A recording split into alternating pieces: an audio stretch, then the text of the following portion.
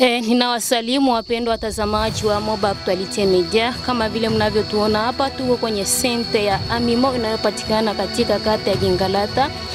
Na kuna mgonjwa ambaye ni mama mmoja ameweza kuungua na moto wa pori, ambaye ameweza kupelekwa pale kwenye sente ya Mtambala, ambaye ameweza kuhamishwa kwenye sente ya Amimo. Inasemekana ameweza kuungua na moto wa pori. Basi mama huyo tutakwenda kujiana naye na kujua hali ya sasa ambayo inaendelea kwa yeye.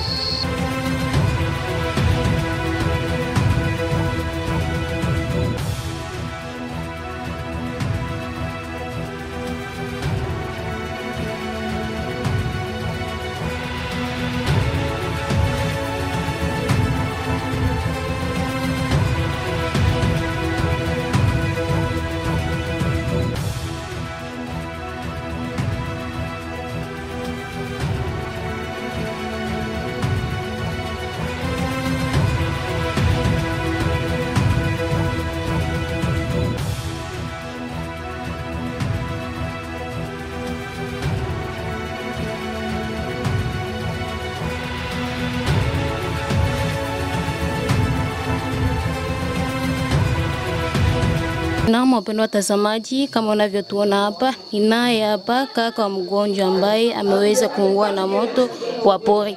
Basi naye ataweza kutueleza jinsi ilivyokuwa, kwa sababu mama huyo hawezi kujifasiria vizuri. Jambo kaka. Jambo sana mama. Kwa majina mnaitwa nani? Kwa jina naitwa jina la Bwilane Kansabala Fidel. Wewe ni nani kwa mama huyo aliyeungua? Mimi ni shemeki yake. Ndiyo, mnaweza kutufasiria jinsi tukio lilivyokuwa? Ilikuwa siku ya kwanza wala ya pili, balitoka kwenda kumashamba kwa Kifobi kule, na ndio fasi kwenye wanalimia.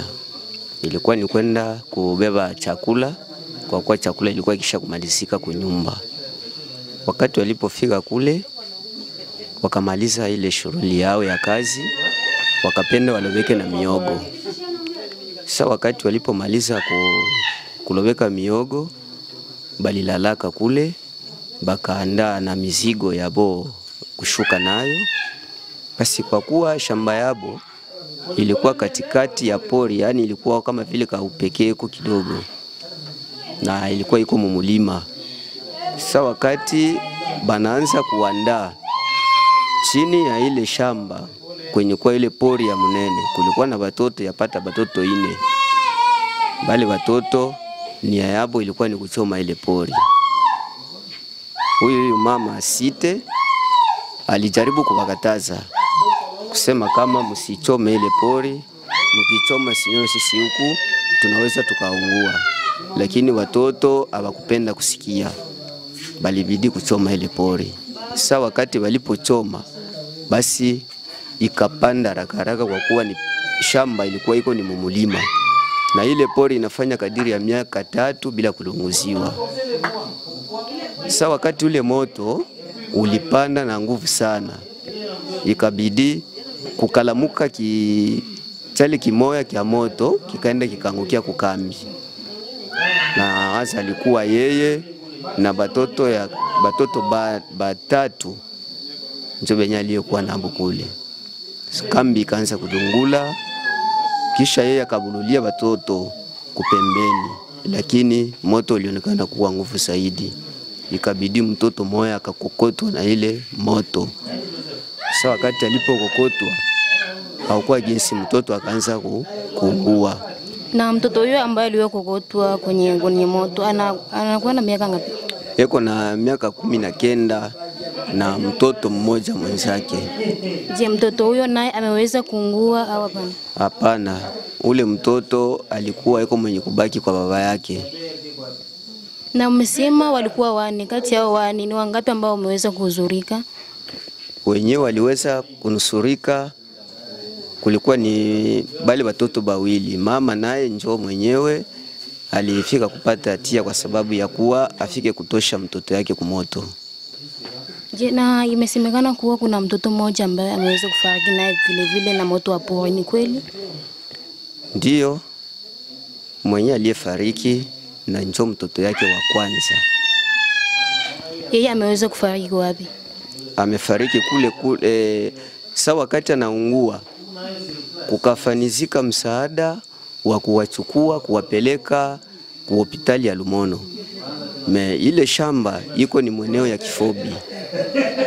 Sasa wakati alipofika kule Lumono matunzo ikaanza, lakini hali yake kwa kuwa ilikuwa dhaifu ikabidi kule mtoto akafika akafariki kule Lumono. Na wakati wa mtoto huyo kuungua kwa Lumono, mama aliweza kupelekwa kwenye senta ya wapi ama kwa hospitali ya wapi? Mama naye wakati wanachukua ule mtoto mwenye aliyeonekana kuungua kwa zaidi, na balimchukua pamoja na mama yake, bakaenda wote kupelekwa wapi? Kwa hospitali ya Lumono. Na baada ya kutoka Lumono wameweza kupelekwa wapi tena? Baada ya kutoka Lumono njoo akaletwa mara moja wapi? Mtambala kwa makao yao.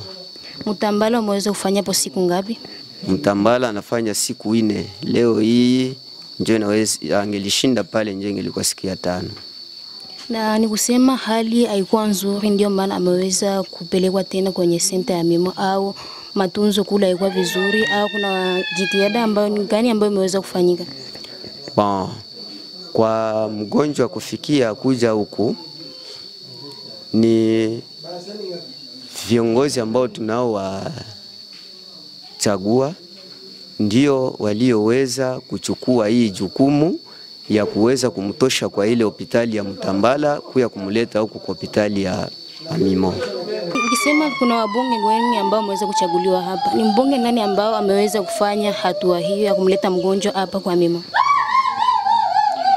Ndio, kwa mbunge ambaye aliyeweza kujitoa kwa ajili ya kumleta mgonjwa hapa kwa Mimo ni mama wetu Katempa Mwando Kansabala. Na ni ombi gani mtakuwa nayo kwa mama huyu mgonjwa aitoe kwa jina Asite kwa watazamaji wetu? Kwa watazamaji wetu, ombi ambao ninayo kwa kuwa hali ya magonjwa hapa ndio mwanzo. Ninahitaji ni msaada wazidi kutusaidia, kwa maana kila kitu chote ambacho kenye tulitazamia ndio bile wenyewe vilifanya nini, biliungua. Kwa kuwa hapa tuko nabakia ni mikono mtupu. Kwa ile ambao ninaomba kwa wale wote wenye watakao itazama hali ya mama kama huyu wazidi tu kutusaidia, kwa maana tuna na jinsi kabisa. Na kabla tujamalizia, na ni vitu gani ambavyo vimeweza kuungua katika kambi hiyo? Vitu ambavyo viliweza kuungua kulikuwa mindi, yaani shamba mzima yenyewe iliyovuniwa, mindi ilikuwa iko inakutiwa kukambi, yote iliungua. Pili, kuna maharagi yenyewe iliyovuniwa, ilikuwa karibuni pompa 8, yote ilifanya nini, iliteketea. Na shamba pia ya miogo nayo vile vile iliteketea. Kulikuwa sehemu ya makuta nayo ilipotea. Kwanza mwenyewe marehemu alikuwa na kiasi kia 30,000 francs, nayo ilipotea, iliungua. Kwa wakubwa na wao nao vile vile kulikuwa vyombo fulani venye naweza nasaulika kwa kubitaya kwa sababu siku wapo. Ndio njoo kwa ile kwanza.